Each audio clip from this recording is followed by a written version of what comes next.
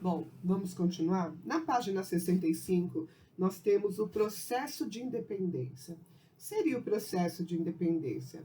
O processo de independência, gente, nada mais é de como tudo aconteceu para que o Brasil se tornasse independente. Como vocês viram lá, Dom João VI voltou para Portugal e aí, de lá, ele deixou seu filho Dom Pedro I para comandar o Brasil. O Brasil estava sendo comandado por Dom Pedro I, e José Bonifácio, que era uma pessoa que era extremamente importante no governo de Dom Pedro I. Além disso, nós tínhamos a princesa Leopoldina. A princesa Leopoldina, esposa de Dom Pedro I, era uma mulher muito sensata e muito politizada. Ela ajudava Dom Pedro a administrar esse país. Ela gostava muito do Brasil. Então, Dom Pedro, pressionado com os brasileiros sendo apoiado, ele, no dia, em janeiro de 1922, teve uma petição para a independência brasileira. O Dom Pedro declarou que aqui ele ia permanecer. Então, esse episódio ficou conhecido como o Dia do Fico, que foi a frase. E a frase que Dom Pedro proferiu foi: se é para o bem de todos e felicidade geral da nação, diga ao povo que fico. Então, Dom Pedro, ele passou a permanecer no Brasil, não querendo mais voltar para Portugal, e aí ficava mais fácil a independência brasileira. Ela acaba ocorrendo anos depois, né, por conta de Portugal. Portugal, ele queria escravizar as pessoas no Brasil. José Bonifácio, como eu já falei, foi uma pessoa muito importante. Ele tinha muita coerência e a princesa Leopoldina admirava muito ele, até pelas suas ideias. E José Bonifácio, ele acaba contribuindo muito para que essa independência acontecesse. Ele era contra a escravidão, ele achava um horror as pessoas serem escravizadas por outra. Ele era a favor de nós termos um reino que fosse o Brasil totalmente independente de Portugal, né? E ele queria que o Brasil não sofresse, porque Portugal queria escravizar praticamente os brasileiros e levar à ruína o Brasil. E aí ele pega e manda uma carta para Dom Pedro, que vinha de Santos, aliás, da casa da Marquesa de Santos. Ele estava subindo a serra e, às margens do Ipiranga, ele recebe a carta de José Bonifácio. Ou nós fazemos a libertação do Brasil em relação a Portugal, ou então nós vamos ser escravos de Portugal. E aí, ali, Dom Pedro reúne a sua guarda, que estava ali, alguns políticos, e ele fala que a partir dali o Brasil está livre, ele vai ser independente. E ele declara independência ou morte, quer dizer, se não fosse feita a independência, seria a morte, porque eles iriam lutar. E aqui nós temos até uma foto na página 65, que, óbvio, não foi dessa forma que aconteceu, gente. Isso daqui foi um quadro pintado muitos anos depois, né, simbolizando, porque a independência foi bem longe disso aqui, não tinha nada a ver com esse episódio, ok? Aí a declarada, tão esperada independência foi declarada, né?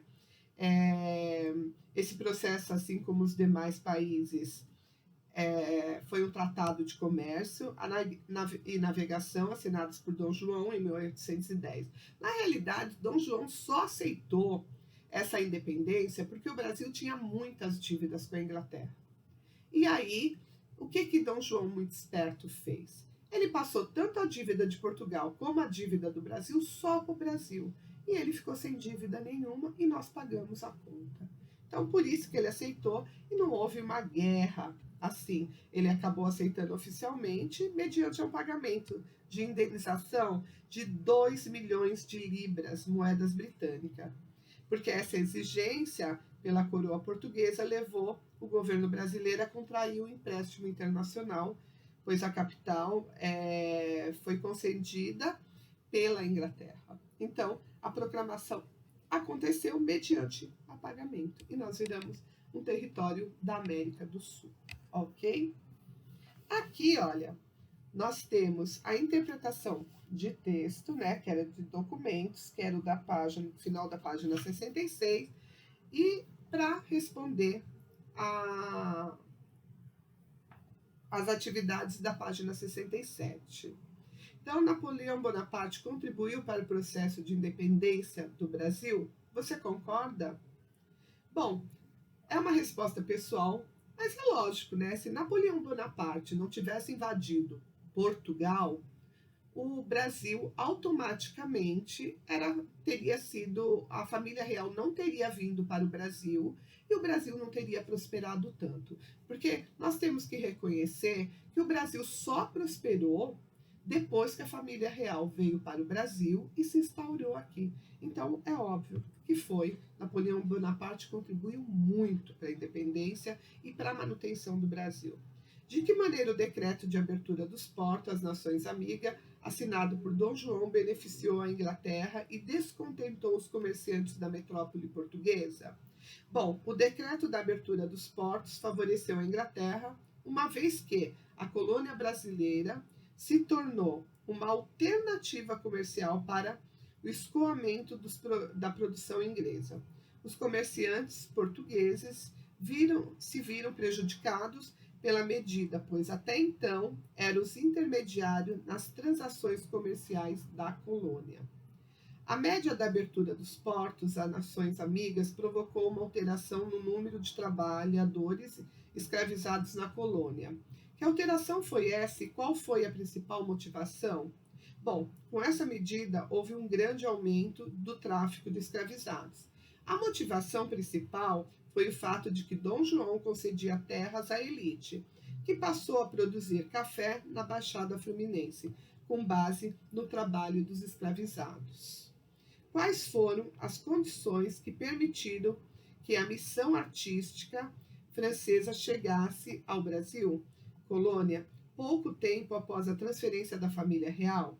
Bom, quais foram essas condições que, com essa medida, houve um grande aumento de tráfico de escravo? A motivação principal foi o fato de que Dom João concedia terras à elite, que passou a produzir café na Baixada Fluminense com base no trabalho escravizado. Quais foram as condições que permitiram que a missão artística francesa chegasse ao Brasil colônia? Pouco tempo após a transferência da família real, desculpa, gente, eu falei a pergunta número 3 duas vezes, né? Agora é a 4. O fim das guerras napoleônicas e a restauração das relações entre a corte portuguesa e o governo francês permitiram que a missão artística francesa se instalasse na colônia. Em 1815, a colônia passou a fazer parte do Reino Unido de Portugal e Algarves. Sobre esse fato, assinale as afirmativas verdadeiras. As afirmativas verdadeiras é a B e a D de dado, ok? Assim a gente corrige essa página e vamos para 68. Em 1817, uma revolta teve início na província de Pernambuco.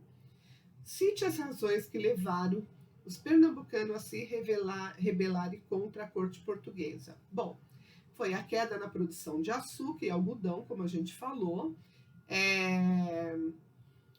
presença maciça de portugueses nos principais cargos do governo, na administração, constante aumento de impostos, os quais serviam para sustentar a corte do Rio de Janeiro, a seca de 1816, que causou graves problemas na agricultura, acentuando a fome e a miséria na região. 7. Qual é a relação política entre a Revolução do Porto, ocorrida em 1820, em Portugal, e o processo que culminou com a declaração de independência do Brasil em 1822? Os revoltosos portugueses exigiram a volta de Dom João VI para Portugal. Diante da ameaça de perder o trono, Dom João VI resolveu partir em 1821. Deixou seu filho, Dom Pedro, como príncipe regente, por temer que o Brasil voltasse à condição de colônia. A elite colonial brasileira apoiou o processo de independência. 8. No tempo da independência do Brasil, circulavam nas classes populares do Recife trovas que faziam alusão à revolta escrava do Haiti. Marinheiros e caiados, todos devem se acabar, porque só pardos e pretos o país hão de habitar. Quer dizer, eles queriam, é como se fosse um poema. O período da independência do Brasil registra conflitos raciais como se depreende. Essa resposta é a A, dos rumores acerca da revolta escrava do Haiti, que circulava entre a população escrava e entre os mestiços pobres, alimentando seu desejo por mudanças. E a 9, o processo de independência do Brasil foi distinto do observado nas demais nações sul-americanas.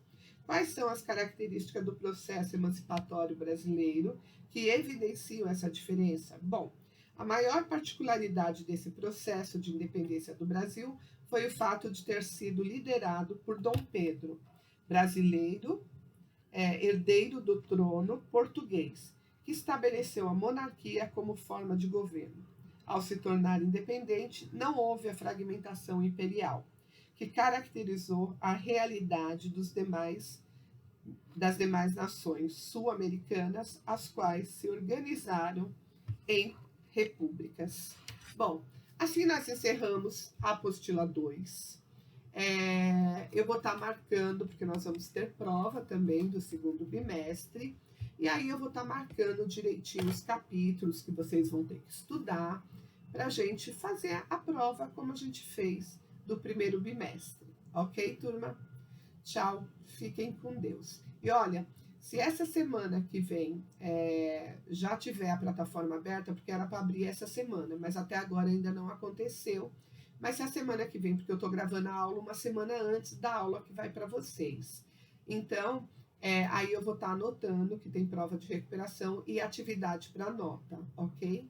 Tchau, fiquem com Deus. Beijos.